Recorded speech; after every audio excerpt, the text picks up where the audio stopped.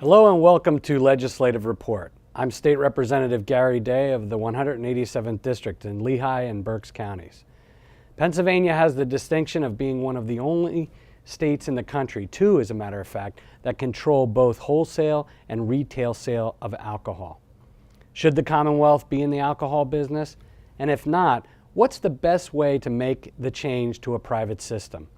Joining me today is Chairman of the House Liquor Control Committee, Representative John Taylor. Representative Taylor is here to discuss the issue of privatization and to talk about how his bill and his committee work to improve this idea, consumer convenience, and choice for everyone in Pennsylvania. Representative Taylor, Chairman Taylor, I should say, welcome to the program. Representative, how are you? Very well today. I really appreciate you being here today because in the House of Representatives, we voted and passed what I consider to be historic legislation. We've had this system for probably over 80 years. I sat next to a guy at a function who said to me, "Do you know how old I am? I'm 94. I said, "You're one of the few Pennsylvanians who was alive before this system was in place," because he was talking to me about privatization. Now, I wanted to start off our program. You sit in a unique position as chairman of the committee that the governor came out, made a proposal. Our leader of the House of Representatives had a proposal as well to embark upon privatization, changing of this system of the sale of alcohol in Pennsylvania. And what happens is, what I'm actually proud of as being a legislator, is the work that our committees do to try to craft something that is amenable to a majority of our representatives and therefore hopefully Pennsylvania as well. You did that. Can you give the viewers a basic rundown of your view of how this came about and how we got to the point, and then we'll get into it more specifically. Yeah, Representative, as you mentioned, it's been 80 years, and your 94-year-old constituent during those 14 years that he was alive was during Prohibition, so he wasn't drinking in Pennsylvania during that period, nor was he allowed to. This is something we've been at for many years. I was on the Liquor Committee back during Governor Ridge. I was around during Governor Thornburg's proposal, so it's not a new issue. And as you recall, Representative Terzai had a bill last term that we spent a lot of time going throughout the state, every corner of this Commonwealth, to listen to stakeholders and to folks involved in the industry. Fast forward to January of 2013, and Governor Corbett then introduces his proposal. Basically, Representative Terzai took Governor Corbett's proposal, introduced it to our committee, and that's kind of where the fun begins, because we have committee members who are very dedicated, very knowledgeable on this issue. They have their own ideas about how this should be done, and basically none of us would have created a system that we have today. At least no member of my committee would. But we have this system, 80 years in the making. How do you transition that system into a private system and do the least amount of damage to the folks in this system, at the same time giving consumers really what they want, and basically not creating bad policy? Secondary problem is, how do you create those elements and actually get it passed? Some people say, I'm not going to vote for it if, I'm only going to vote for it if. You take all those elements and then you try to craft a piece of legislation. And on my desk in my office, I have a Rubik's Cube. And many issues reflect that kind of dynamic, but certainly this one does, where if you change one thing, it has such a ripple effect somewhere else in the system that people oppose it. Now, let's talk and maybe educate some of our viewers to the many stakeholders, that the points on that Rubik's Cube. The other thing I learned as I delved into this issue is the number of stakeholders. That it's not as easy as just saying, well, we have wine and spirit stores, let's just privatize them. When you do that, it ripples through, as you said.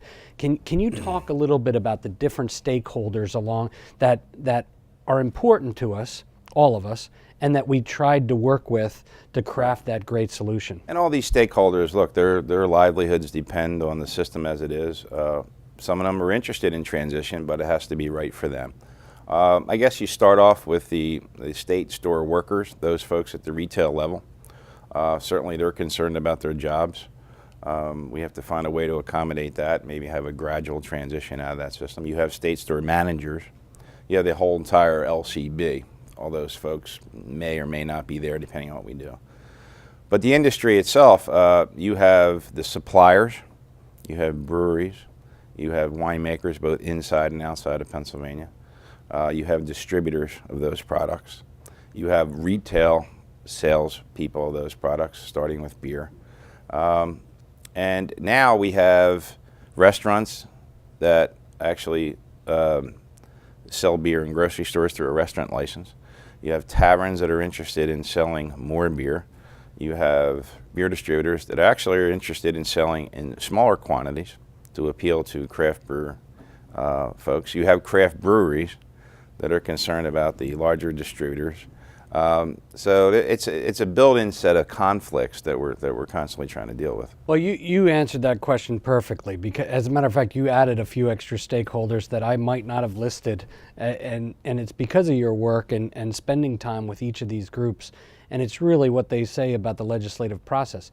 It's cumulative, it's interactive with stakeholders. When you help answer the question for one group, you may be taking away from another component, another stakeholder. So let's start with the employees. What were some of the components that you crafted into the House legislation that we passed that go toward and address that issue? Well, first of all, we took a somewhat of a gradual approach to it. And again, none of these elements make those stakeholders happy, and in particular this one, I think.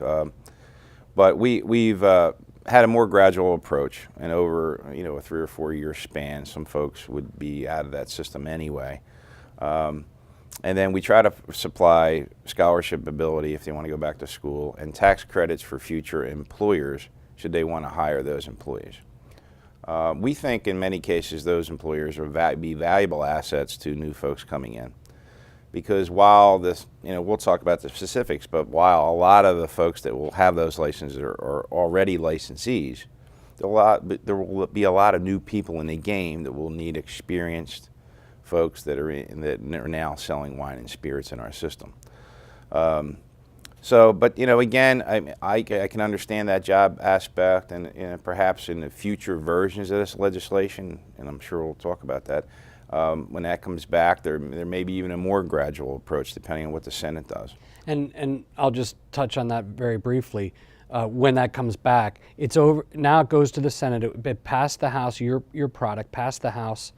Now it's over at the Senate, and the Senate may address all these issues we're talking about in a little bit different way. Whatever product they pass will then come back to the House for our concurrence. And as you know, and your viewers probably know, each chamber has their own version of these things. You have a chairman over there, Senator McElhenney, who's spent a lot of time on this issue. He'll have his own ideas. They'll take whatever process they want to take in terms of how long they want to do it. And but I think what we know for sure is that it'll change. While we're on jobs, I just wanted to ask you. Were you able? I'm an economics major, and so you make certain analysis using those skills. But it was hard for me to really ascertain whether this was a job reduction or a job increasing, because there's two great arguments, and I'm not even touching what types of jobs, but just the net impact. Did you figure that under the new plan there would be more retail outlets? Does that necessarily mean more jobs, or other people were out there saying, hey, we're killing a lot of jobs? So, well, I mean, the system employs 3,200 full-time workers and about 1,400 part-time workers, 1,200 part-time workers. So if you're drawing down from that, the question then becomes, do you replace enough of those folks in the private sector? And I think the answer to that is you do, because we're talking about going from 600 outlets to 1,200 outlets just on the wine, spirits, and beer together. Then in terms of the wine and restaurants, and wine and our licenses, what we would call that, that could be anywhere, that could be as many as 10,000 outlets. Probably wouldn't be, but it could be. Then on the distribution side, we think those changes would be massive in terms of the number of people that would get involved and open up that market to large and small entrepreneurs. One of the other stakeholder groups that I want to talk about are people who've been licensed in the Commonwealth for many years, beer distributors. Right. So we issue a license to them to distribute beer, alcohol in the form of beer, throughout the Commonwealth. And what I've learned is there's many different types of beer distributor. There's a distributor that the consumer knows. You go in, you buy a case of beer, and you leave. There's distributors who distribute, and a large part of their business is to restaurant, another retail trade.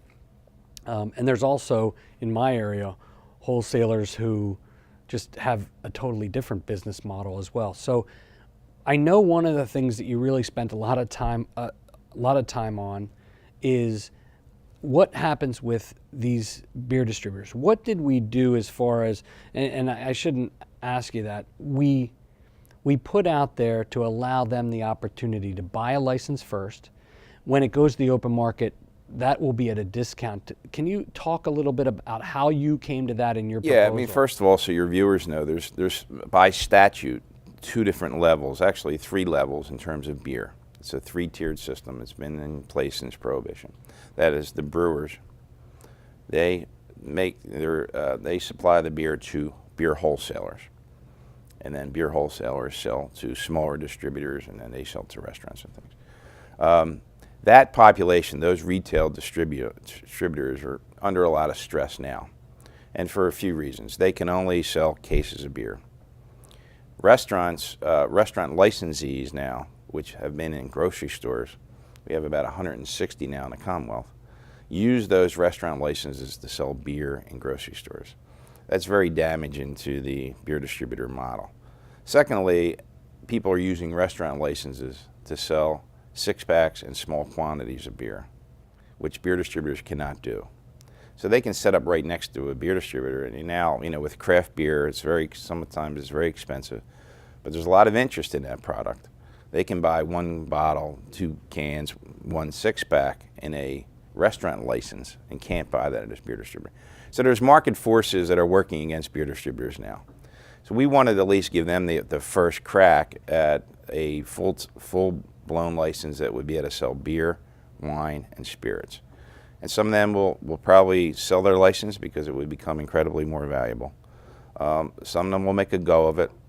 Some of them may stay the same way they are now and just sell beer, depending on their location and their market. But we wanted to give a segment of the industry that is hurting now an opportunity to expand. And we've been licensing them for years, so I always felt like we had some responsibility to not just totally erode that license that we had given them. Yeah, it was a statutorily created license. They can only sell beer and some small related products. They can't compete with grocery stores. They can't sell lunch meat and bread. They can only sell beer. Right. So we've created that model, and I think we have a duty to those people to try to make the transition easier. I mean, a lot of those folks have told us that they want a gradual, predictable approach. Not that they've supported the end product, but we think we gave them a pretty fair shot at the whole thing. I've talked to you through this process at different parts of this process, and I want to thank you again for leading the House through your committee chairmanship through this difficult issue. It's not easy at all for the viewers out there. They should understand that some of these words sound like, oh, they're just, but when the chairman says working together, working with people across the committees are set up to where they're representative of the entire Commonwealth. And it's a great way to try to do this democratic exercise that we try to do every day, working together, not just being a dictator and doing it my way or your way. So I really thank you for that. So the beer distributors would become under, if your plan was confirmed by the Senate, but right now the proposal from the House over to the Senate is the beer distributors would be the one-stop shop. Is that correct? So from the consumer's viewpoint, under your plan, that's how it would look, and for how long? A better way to look at it, Representative, is that license would be the opportunity to be a one-stop shop. Because a lot of viewers are now envisioning their local beer distributor and saying, they may see that that's a possibility of selling wine and spirits and beer, and maybe it isn't. But that license would be the opportunity. So that license can be sold to bigger retailers, to small retailers. You could buy that license and have a boutique wine shop. You could sell that to a very large wine and spirit shop. But the beer distributors themselves, if they have the opportunity, they can expand, and they would be the folks that had the first crack at selling beer, wine, and spirits to consumers. Keeping in mind that at that very moment, when this thing initially kicks off, the state store system will be there as well. So you have the state store system and 1,200 new outlets, because we're woefully underserving our constituents throughout the Commonwealth. Depending on your viewpoint on that, some members and some folks in Pennsylvania say that's fine. We don't want to put alcohol anywhere else. I'm from the Southeast. I mean, I think that we have only 100 stores in Philadelphia. And folks, especially, and we're trying to attract in the Philly area with our educational institutions, attract young professionals from all over the country. They come here, and their initial response to when they go out and buy alcohol, it's archaic, it's troublesome, it's inconvenient, and they'd like it changed. Right. So that's a convenience factor. So with the state stores, the people under our plan, the House plan, if that would go into effect, and I caution the viewers to keep their eyes on what happens in the Senate, what the governor eventually signs will be the final product. But what we put out there, under this plan, state stores, some of them would remain, and some of them may start to close. And what do you expect that would be? Is it the not unprofitable ones, the ones that are over-serving a district if we have right 3 now, privates or something like that? The way the statute reads, it's really about the number of private outlets that pop up in a particular county. So as we do with beer distributors now, there's only so many in a particular area. Once the private market supplies double the number of state stores, we will start to phase out state stores, so that there's not a period, as there has been in other states when this transition occurs, where there's no product. There's no product in the stores are closed, the private market's not up and running, and we really don't want to create any more chaos than already exists in the system. With that. All right, well, you know what, I thank you for your answers up to this point. We're going to take a quick break right now, and Legislative Report will return in a moment.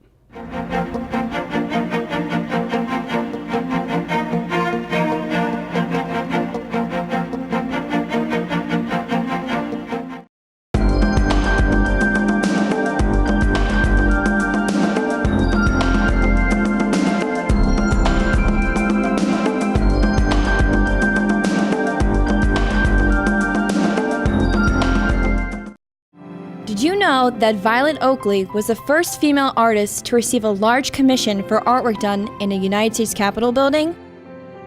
In 1902, Joseph Houston, designer and architect for the 3rd Harrisburg Capitol building, commissioned Violet Oakley to paint murals for the governor's reception room. He believed that Oakley's contribution would add interest to the building and act as an encouragement of women of the state. Prior to beginning her work for the Capitol, Oakley set out to England to conduct research for her murals. Upon return, she decided to center her artwork on William Penn and the founding of Pennsylvania. Oakley made sure that Penn's ideals of justice and peace could be seen throughout her work. In 1906, she completed 13 murals titled The Founding of the State of Liberty Spiritual, and was placed in sequential order around the governor's reception room. These murals were some of the first to be installed in the Capitol. When Edwin Austin Abbey, another artist for the Capitol, died in 1911, Oakley was offered another opportunity to create murals for the unfinished Senate and Supreme Court chambers. Her work on the Senate murals, including International Understanding, was completed by 1919. Oakley then completed the Supreme Court murals, including the Divine Law, by 1927. Oakley is said to be the principal artist for the Capitol, with a total of 43 murals on display. She remains one of the greatest muralists in the United States. Now you know. Welcome back to the program. I'm State Representative Gary Day. My guest today is Chairman John Taylor. He's the chairman of the House Liquor Control Committee, and we're discussing the hot topic of privatizing state liquor stores. John, thanks again for being on the program today. Let's just jump right back into what we were talking about.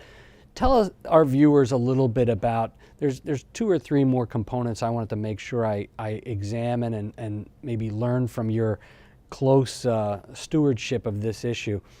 Tell us a little bit about wine being able to be sold with our licenses. That's a, certain people will understand exactly what that means. Maybe you can explain it a little bit. Yeah, our licenses really are taverns and restaurants throughout the Commonwealth.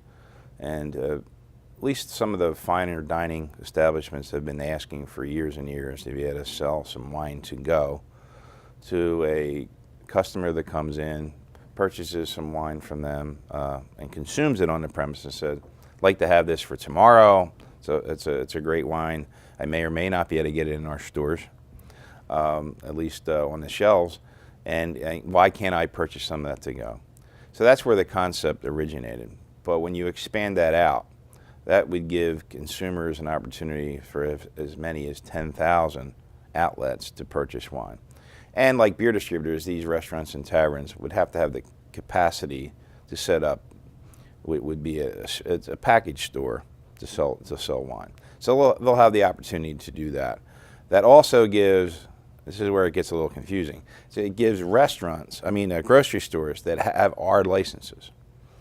Many 160 grocery stores have restaurant licenses within their store, and they'll be able to sell wine to go. And in order to have an R license in a grocery store, there's certain components like 30 seats or right. able to serve food. You have to serve food. You have to have the capacity to seat 30 people. You have to sort of be sectioned off, and at least in the grocery stores that has happened. Now, one of the interesting anecdotes I've learned from you, as I said, we've been in touch at different points of this process. And one thing you shared with me one time was something that I thought was interesting information. But tell me a little bit about what you've heard from some of the larger retailers, like, I don't know if I want to pin them down particularly, but that are like a Walmart, about, is this their model? Do you expect them to enter this market? Well, they could already enter the market by purchasing an R license. They have chosen not to do that. They've expressed to me that that's not their model, to have a restaurant within their store. The interesting thing is the definition of a grocery store and how much food they sell compared to other items. And our definition of the code has substantial amount of food. So it's very hard to define. So some of these stores are really not grocery stores, and there'll be a further debate about which ones are and which ones aren't. Okay. But that leads us into the grocery store license for wine. Right. And let's just talk about that for a minute. Explain that a little bit more about, you talked about the tavern situation with wine, and is that limited, the number? Yes. Isn't the number of bottles 6, Yes. I believe? So we tried to limit it so that they don't become wine distributors, right, but they become an outlet for wine. So if my wife and I would go in and we would try a glass of wine, and she might have one and I might have one, and then we liked the one that I had, I could order a bottle to go right there. So that's under the convenience banner. Again, I'm probably explaining more of the process than maybe the way it works for my wife and I. We don't usually do that, but that's the opportunity for consumers to have convenience. But it's limited in the restaurant. Now, what about the grocery store's ability to sell wine? Tell us a little bit about So every other grocery store, again, there's only 160 throughout the Commonwealth. The beer distributors hear the word 160, that's a lot, but in terms of the overall number of grocery stores, 160 is really not that many. So, and this was a component of the governor's plan to try to get as much product to a wider variety of places. So we've crafted a wine-only license in grocery stores. That would give every grocery store that wanted it an opportunity to purchase a license to sell wine. And then that would be more in the aisle. Under the restaurant version, if you have a restaurant, you still has to be separate. Okay, segregated and separate. Let me ask you this question. I have 4 wineries in my district. How does this affect, the actual farm?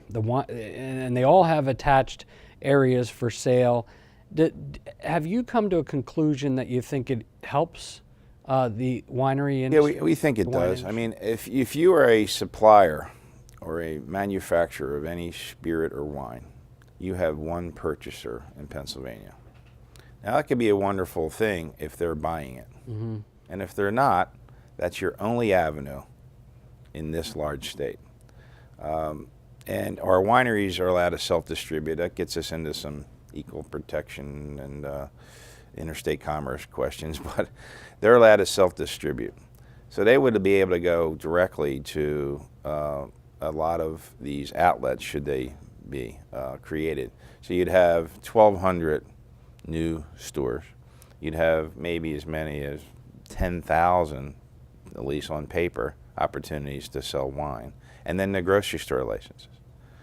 So if they're a winery in any particular area and then they're allowed to self-distribute, which they can do now, they can go to all these places. I think it's a great opportunity for people that want to go out and hustle. If your product is being purchased by the system now, by the one person who can buy it, then you're very happy. Right. But I think Pennsylvania wines can get a better shake by this private system. Now we're coming to the end of our program here, but I did want to circle back into the beer component of this. Many of my beer distributors are concerned. Some of them are one person or one family operations. They don't have a big group, conglomerate of people to analyze what is the best way to go. What's your best advice for beer distributors? We've crafted in the house version an opportunity for them to stay in business and actually expand, either expand or wine and spirits. We've also crafted an opportunity where there's a difference in licenses available to them in price. So we've given them a value. What would you say is the best move for beer distributors, how to analyze this and make that decision? I think, Garrett, really depends on where they're sitting now, how successful they may be right now, what stage of their career are they in now. And if you're sort of winding down, it's maybe an opportunity for a little bit of a retirement plan because that license will be very valuable. On the other hand, if you're a young, aggressive person, you have a little room, which you're going to need a little bit of space to do this, and want to create a shopping experience. I think what we're looking for in our committee and in the House is to create shopping experiences for wine and spirits and beer in one spot, like every other state enjoys. And I think there's going to be a lot of folks that are going to be able to do that. But it depends on their financial position, where they're situated geographically in the Commonwealth, and where they are in terms of life. Well, I want to thank you for your time today. I really appreciate you coming on the program today. I know that we divide issues among us by our committee system. We need good chairmen like you who shepherd these issues through, understand the complexities, the difference between your district in Philadelphia and my district up in the Lehigh Valley and Berks County. It's quite different. That was one of the biggest things that I had to learn when I came here to the House. But working together, we usually end up crafting fairly good products when we spend the time and we all work together on it.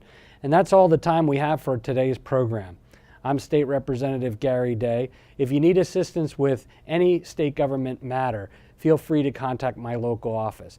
These issues that we talked about today are the grave issues that we deal with on a day-to-day basis. This is a very large issue, hasn't been passed in the House of Representatives for about 80 years. We've been operating under a system that we propose to change now. Your input is crucial to me to be a good state representative, so make sure you contact my office and let me know what you think about this issue and any issue that comes your way and affects your life. The address and number to contact me will be shown in a moment. Thanks for watching, and please join me next time for Legislative Report.